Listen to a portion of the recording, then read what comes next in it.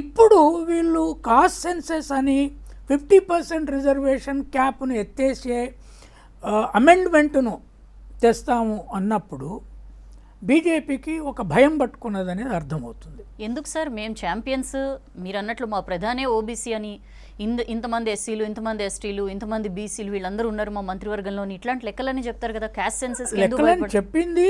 తర్వాత రెండవది వాళ్ళు 2013 క్యాంపెయిన్లో మొట్టమొదటిసారి మేము ఓబీసీ ప్రైమ్ మినిస్టర్ను పెడుతున్నాము, ఇది దేశంలో పెద్ద మార్పు, మా ప్రైమ్ మినిస్టర్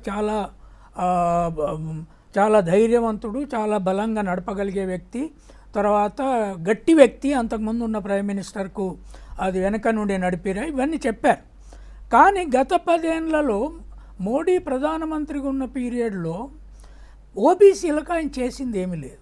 అంటే క్యాబినెట్లో కొంతమందికి పోస్టులు ఇచ్చి ఉండొచ్చు, ఇక్కడక్కడ ఏవో ఓబీసీలకు ఇచ్చి ఉండొచ్చు, కానీ అయితే అసలు ఓబీసీలకు ఏం చేసామన్నప్పుడు ఆయన పార్లమెంట్లోనే ఒక మాట చెప్పాడు, బిగ్గెస్ట్ ఓబీసీ ఈజ్ హియర్, కనుక మిగతా వాళ్ళకు ఏం చేయాల్సిన అవసరం లేదనే సెన్స్లో చెప్పాడు. అయితే మరి ఇప్పుడు ఈ 50% క్యాప్ను ఎత్తివేసే రాజ్యాంగ సవరణ అని కాంగ్రెస్ అన్నప్పుడు రాజ్యాంగాన్ని మీరే మారుస్తున్నారని వాళ్ళు అనాలి కదా. మరి వాళ్ళు అనట్లా. అది అంటే ఓబీసీలకు అర్థమవుతుంది.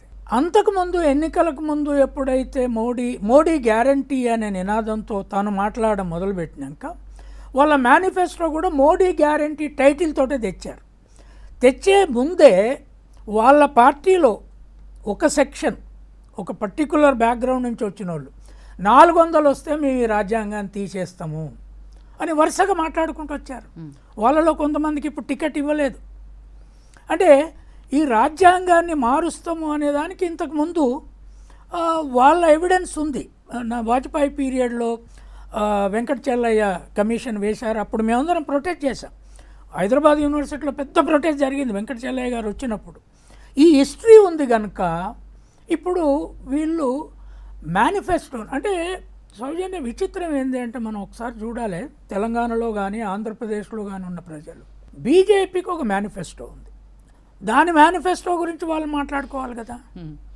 వాళ్ళు కూడా రాజ్నాథ్ సింగ్ అధ్యక్షునిగా మేనిఫెస్టో రాయించారు, ఇక్కడ చిదంబరం అధ్యక్షునిగా మేనిఫెస్టో రాశారు. ఇగో కాంగ్రెస్ మేనిఫెస్టో ఇది చెప్తుంది, మా మేనిఫెస్టో ఇది చెప్తుంది. ఇంకోటి, డెమోక్రసీ అన్నప్పుడు వెల్ఫేర్ ఉండాలా వద్దా, ప్రజా సంక్షేమము ఉండాలా వద్దా.